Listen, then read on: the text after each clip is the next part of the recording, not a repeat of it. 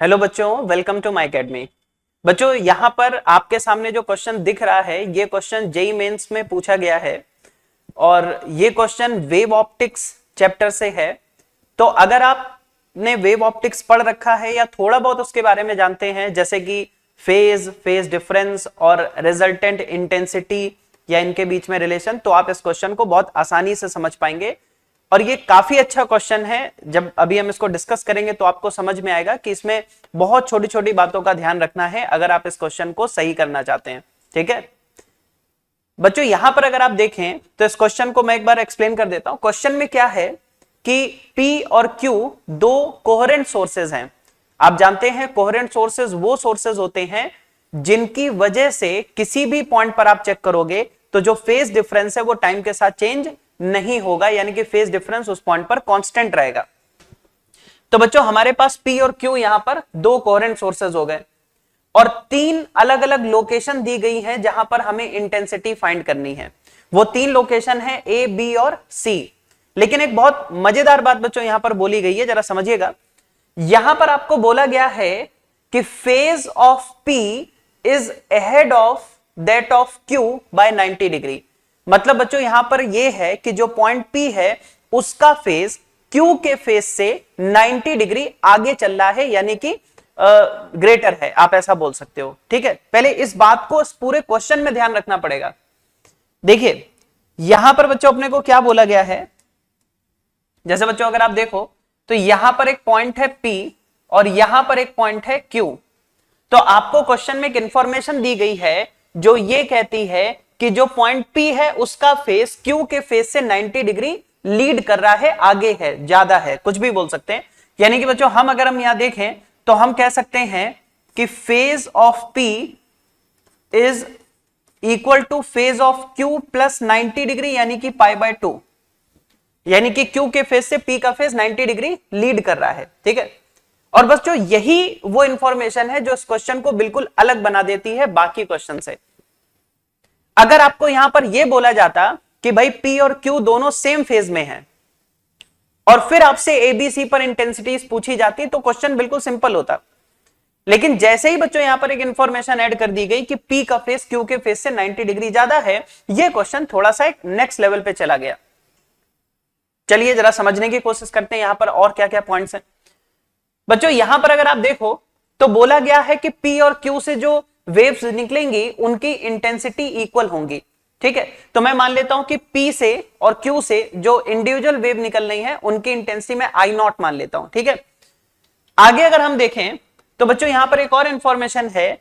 आपको बोला गया है कि जो वेवलेंथ है वो 20 मीटर है और बच्चों यहां पर अगर आप देखो तो बोला गया P और Q के बीच की जो सेपरेशन है वो यहां पर 5 मीटर है।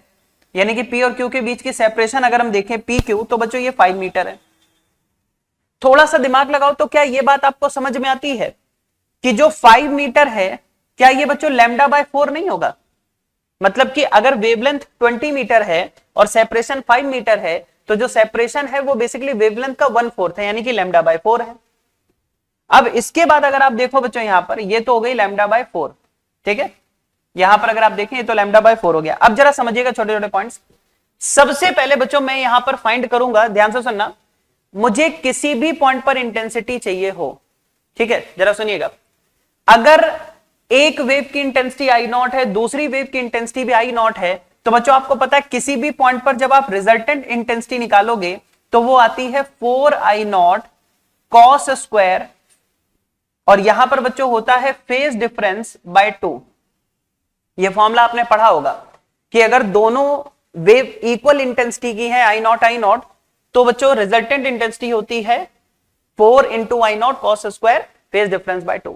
यानी कि अगर आपको बच्चों इंटेंसिटी किसी भी पॉइंट पे निकालनी है तो उस पॉइंट पर फेज डिफरेंस पता होना जरूरी है।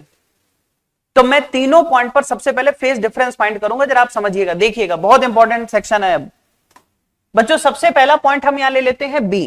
जरा देखना है यहां पर, अगर बच्चों मैं यहां पर पॉइंट B की बात करूं, ठीक है, तो जरा एक काम करेंगे, जरा सोच के देखो, अगर P से कोई वेव पॉइंट B तक पहुंचे, Q से कोई वेव पॉइंट B तक पहुंचे, तो बच्चों जरा समझिएगा, जितना डिस्टेंस इस वेव ने ट्रेवल किया है उतना ही डिस्टेंस इस वेव ने ट्रेवल किया है।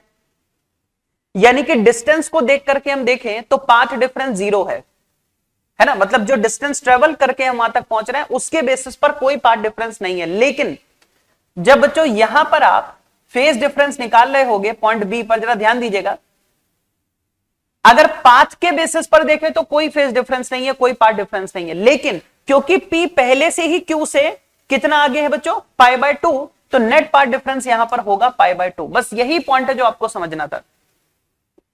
समझ पा रहे हैं मैं क्या बोल रहा हूं? अगर ये इंफॉर्मेशन ना होती और हम P और Q को सेम फेज में मान लेते तो यहां पर बच्चों फेज डिफरेंस 0 होता, क्योंकि दोनों सेम डिस्टेंस ट्रेवल करके जा रहे हैं। लेकिन क्योंकि पहले से गिवन है कि जो P है वो Q से आगे चल रहा है π/2, इसका मतलब यहां पर फेज डिफरेंस कितना होगा बच्चों, π/2।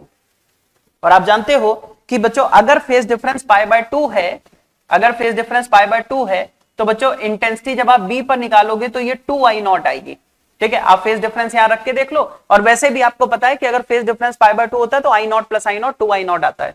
सही है, तो एक तो ये बात हो गई। अब चलिए बच्चों हम चलते हैं पॉइंट ए पर। ठीक है, जरा पॉइंट ए पर आ जाइए। जब आप पॉइंट ए पर बात करोगे समझिएगा जरा बच्चों, Q से कोई भी वेव पॉइंट ए पर आए और P से वेव चल करके पॉइंट ए पर आए तो बच्चों क्लियर दिखाई दे रहा है कि जो P से चल करके यहां पर पहुंच रही है, ध्यान से सुनिएगा, P से चल करके जो वेव बच्चों यहां पर पहुंच रही है वो λ/4 एक्स्ट्रा चल रही है। भाई Q वाली वेव यहां से यहां तक गई, P वाली वेव यहां से यहां तक गई, तो जो P वाली वेव है उसने λ/4 एक्स्ट्रा कवर किया। अब जरा सुनिएगा ध्यान से, λ/4 जब एक्स्ट्रा कवर किया तो उसकी वजह से फेज डिफरेंस कितना आएगा, तो बच्चों आपको पता है 2π/λ इंटू पाथ डिफरेंस λ/4। तो इसकी वजह से अगर हम देखें तो बच्चों ये हो गया π/2। बहुत ध्यान से सुनिएगा कि जो पाथ में डिफरेंस आया λ/4 का, उसकी वजह से फेज डिफरेंस कितना क्रिएट होगा, π/2।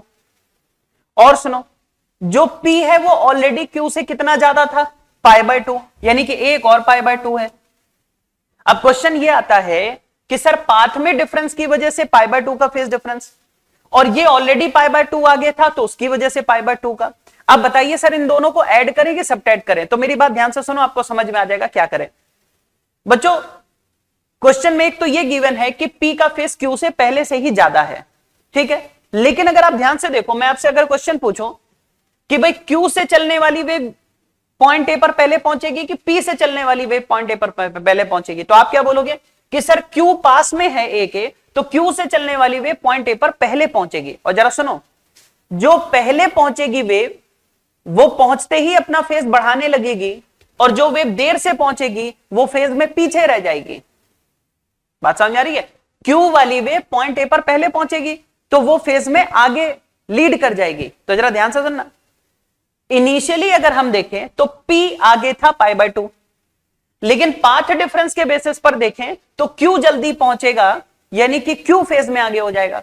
यानी कि पाथ डिफरेंस की वजह से Q लीड करेगा और इनिशियल फेज डिफरेंस की वजह से P लीड कर रहा है, मतलब एक में ये लीड कर रहा है, एक में वो लीड कर रहा है। तो बच्चों यहां पर हमें डिफरेंस लेना होगा और डिफरेंस लेकर के आपको मिल जाएगा 0, यानी कि यहां पर कोई फेज डिफरेंस नहीं होगा। और जब बच्चों यहां पर कोई फेज डिफरेंस नहीं होगा तो इस पॉइंट पर जो रिजल्टेंट इंटेंसिटी होगी वो 4I0 होगी। बात समझ में आ गई? ये मैक्सिमम इंटेंसिटी आपको मिलेगी पॉइंट ए पर। ठीक है, तो यहां पर अगर आप देखो तो पॉइंट ए पर जो रिजल्टेंट इंटेंसिटी आपको मिल रही है वो 4I0 होगी। अब चलिए पॉइंट बी पर चलते हैं, सॉरी पॉइंट सी पर। ठीक है, पॉइंट सी पर बच्चों अगर आप पॉइंट सी पर आते हो, अब ध्यान से समझना, यहां पर भी जरा सोचो, P से चलने वाली वेव पॉइंट सी पर पहुंची और Q से चलने वाली वेव भी पॉइंट सी पर पहुंची।